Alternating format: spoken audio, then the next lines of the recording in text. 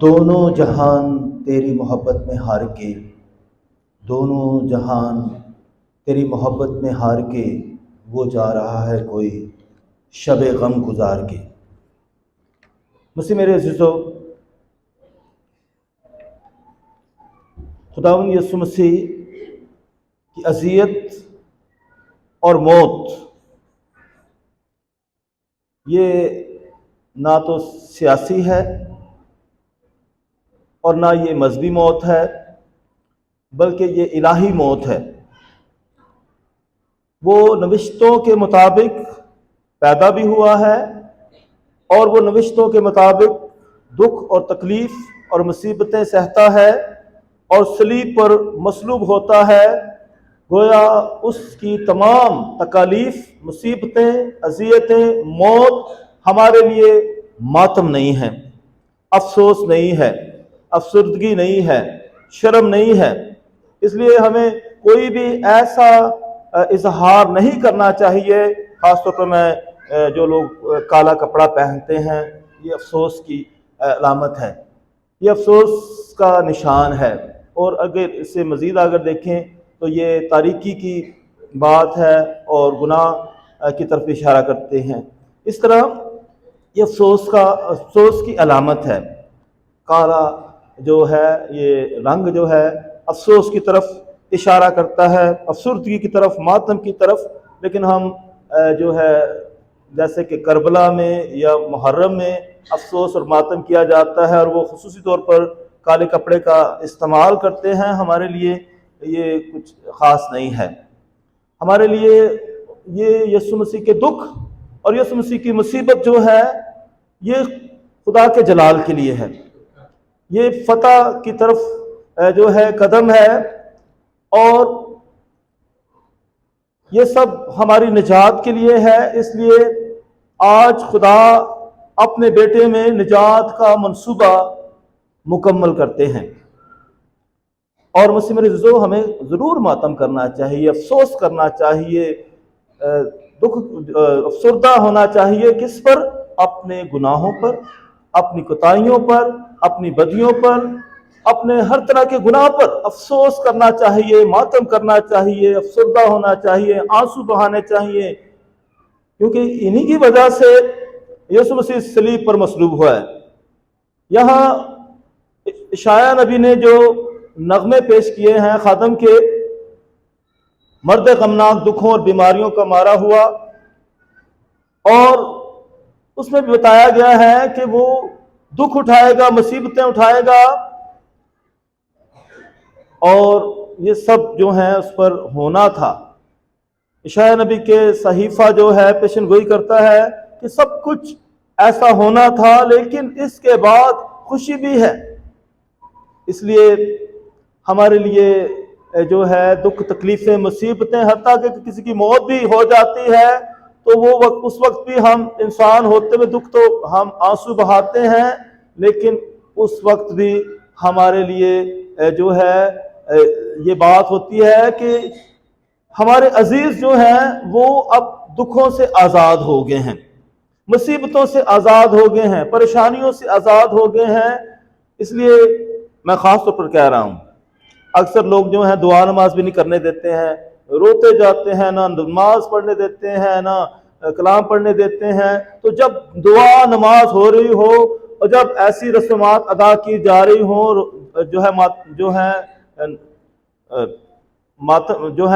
اس وقت جب جنازے کی، تو مہربانی سے ان رسومات میں سنجیدگی اختیار کیا کریں، خاموشی اختیار کیا کریں، کیونکہ یہ آخری رسومات ہوتی ہیں جو ہم جو ہے ان کے ساتھ اپنے عزیزوں کو رخصت کرتے ہیں۔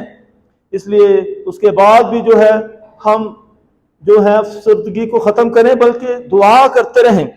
اس لیے مسیح میرے عزیزو، خداوند یسوع مسیح کی موت جو ہے، دکھ، تکلیفیں ہمارے لیے افسردگی کا نشان نہیں ہے، بلکہ اپنی ذات کو بدلنے کا جو ہے وقت ہے۔ ہم مکمل طور پر اپنے آپ کو خداوند کے سپرد کریں تاکہ اس میں نجات پائیں۔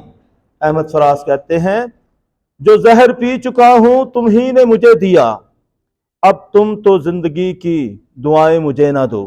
تو یہ سب دکھ، تکلیفیں، مصیبتیں خداوند یسوع مسیح نے ہمارے گناہوں کی وجہ سے اٹھائی ہیں، اور یسوع مسیح نے ہمیشہ کی زندگی ہمارے لیے لے کر آیا ہے۔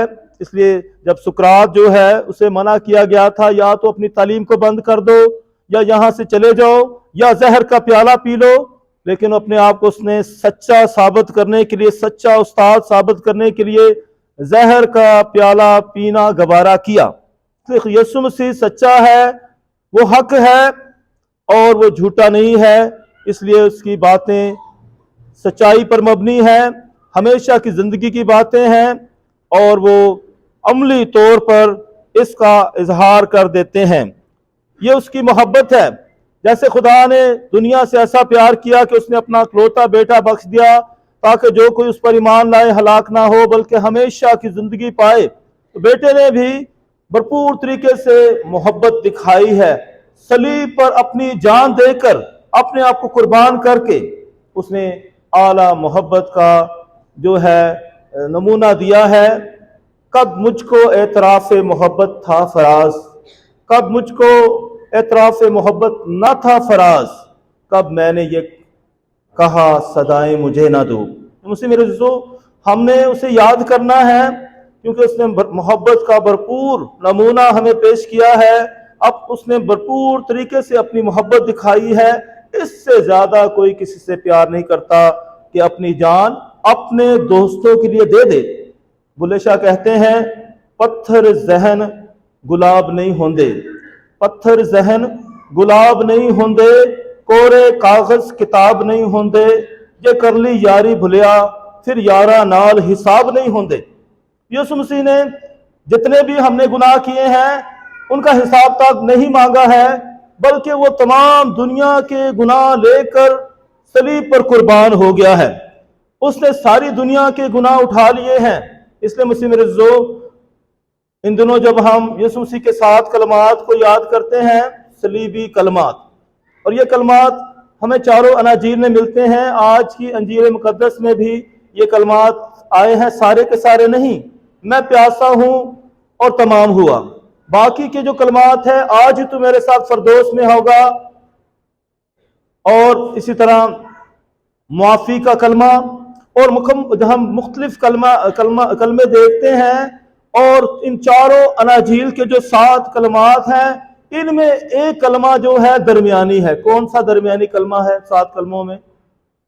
ایک کلمہ بالکل درمیان میں آتا ہے، 3 ایک طرف ہوتے ہیں اور 3 ایک طرف ہوتے ہیں، اور ایک بالکل درمیان میں کلمہ ہے، اور وہ کون سا کلمہ ہے؟ کسی کو یاد ہے؟ ایلی ایلی ایلی لما شبکتانی، اور اس کا ترجمہ ہے اے میرے خدا، اے میرے خدا تو نے مجھے کیوں چھوڑ دیا۔ خدا نے کب اسے چھوڑا تھا؟ وہ تو ہمیشہ خدا اس کے ساتھ ہے، لیکن یہ واحد مقام ہے جہاں خدا اپنے بیٹے کو حقیقت میں چھوڑ دیتا ہے، اور بائبل مقدس میں بتایا گیا ہے جب گناہ ہوا ہے اس وقت زمین پر اندھیرا چھا گیا ہے اور خدا نے اپنا منہ چھپا لیا ہے۔ یوں نہ مل مجھ سے خفا ہو جیسے، ساتھ چل موج صبا ہو جیسے، شرم کو شرک کی حد تک نہ بڑھا، یوں نہ چھپ ہم سے خدا ہو جیسے۔ مسیح میرے عزیزو، جب یسوع مسیح نے تمام دنیا کا گناہ اپنے سر پر اٹھا لیا، اپنے کندھے پر اٹھا لیا، تو خدا نے حقیقت میں اپنے بیٹے کو چھوڑ دیا تھا، کیونکہ خدا گناہ سے نفرت کرتا ہے لیکن اپنے بیٹے سے نفرت نہیں کرتا، وہ پیار کرتا ہے۔ اسی طرح تمام انسانوں سے وہ پیار کرتا ہے لیکن اسے گناہ سے نفرت ہے۔ خدا جو ہے گناہ سے نفرت کرتا ہے، کیونکہ گناہ ہی کی وجہ سے موت آ گئی ہے، گناہ ہی کی وجہ سے دنیا میں موت آئی ہے، ہم فضل سے محروم ہوئے ہیں۔ آدم اور حوا نے گناہ کیا تھا، وہ فضل سے محروم ہو چکے تھے، خدا سے دوری آ گئی تھی، اور یسوع مسیح کے آ جانے سے نئی انسانیت آئی، فضل آ گیا، نجات آ گئی، پھر سے خدا کے ساتھ ہمارا میل ملاپ ہو جاتا ہے۔ اس لیے یسوع مسیح کی موت جو ہے ہم سب کے لیے خدا کی قدرت ہے، یہ ہمارے لیے فتح کا نشان ہے۔ اس لیے مسیح میرے عزیزو، اس موت کو سب لوگ قبول نہیں کرتے ہیں۔ آپ جو ہے اسلام میں دیکھ لیں، ان کی کتابوں میں دیکھ لیں، قرآن مجید میں دیکھ لیں، اس کی موت کے وہ نکاری ہیں۔ وہ کہتے ہیں کہ وہ جو ہے اس کی جگہ کوئی اور صلیب پر قربان ہو گیا ہے، وہ بے ہوش ہو گیا تھا، لہٰذا وہ مرا ہی نہیں ہے، ویسے ہی آسمان پر اٹھا لیا گیا ہے، لیکن یہ یقین رکھتے ہیں کہ وہ دوبارہ آئے گا۔ مسیح میرے عزیزو، ہمارے لیے یسوع مسیح کی موت جو ہے خدا کی قدرت ہے۔ اس لیے مسیح میرے عزیزو، جب ہم اس صلیب کی بات کرتے ہیں جس پر یسوع مسیح نے اپنی جان فدا کی ہے، قربان کی ہے، تو اس صلیب پر جو یسوع مسیح کی موت ہوتی ہے، اکثر ہم تصاویر میں دیکھتے ہیں، ہم اس لکڑی پر مجسمے کی صورت میں دیکھتے ہیں، تو یہ ہمارے لیے جو ہے ایک ثبوت ہوتا ہے۔ اب ایک عام شخص اگر ایک عام سی صلیب کو دیکھتا ہے بغیر مجسمے کے، تو اسے سمجھ نہیں آتا ہے کہ یہ شاید 2-3 لکڑیاں ہیں جڑی ہوئی ہیں، یہ شاید کوئی نشان ہے، کچھ سائن ہے، سمبل ہے، لیکن اسے صحیح پتہ نہیں چلتا جب تک کہ آپ بتائیں گے نہیں کہ یہ لکڑی کا مطلب کیا ہے۔ اب کچھ مجسمہ لگ جانے سے، کسی کی شبیہ لگ جانے سے کچھ تو پتہ چلا ہے کہ یہ کوئی شخص ہے جو صلیب پر اس طریقے سے مصلوب ہوا ہے۔ اس لیے مسیح میرے عزیزو، یہ گواہی ہے۔ جیسے حضرت موسیٰ کے دور میں لوگ جو ہے جب سانپوں سے ڈسے جا رہے تھے، تو خدا نے خود حضرت موسیٰ کو کہا تھا کہ ایک بھالا لے، اس پر پیتل کا سانپ بنا، اور جو کوئی اس کو دیکھے گا وہ بچ جائے گا۔ جو بھی ڈسا ہوا ہوتا تھا وہ بچ جاتا۔ اس لیے ہمارے لیے صلیب جو ہے فخر کا نشان ہے، یہ ہمارے لیے سرفرازی کا نشان ہے، اور اسی کے وسیلہ سے ہم بچ جاتے ہیں۔ اس لیے مسیح میرے عزیزو، اس صلیب کو جو ہم دیکھتے ہیں تو ہمیں ہمارے ایمان کو تقویت ملتی ہے۔ یسوع مسیح کی قربانی ہمیں نظر آتی ہے، اس کے زخم ہمیں دکھائی دیتے ہیں، اس کا درد ہمیں محسوس ہوتا ہے۔ اس لیے صلیب کو دیکھنا، صلیب کو اپنے پاس رکھنا، صلیب کو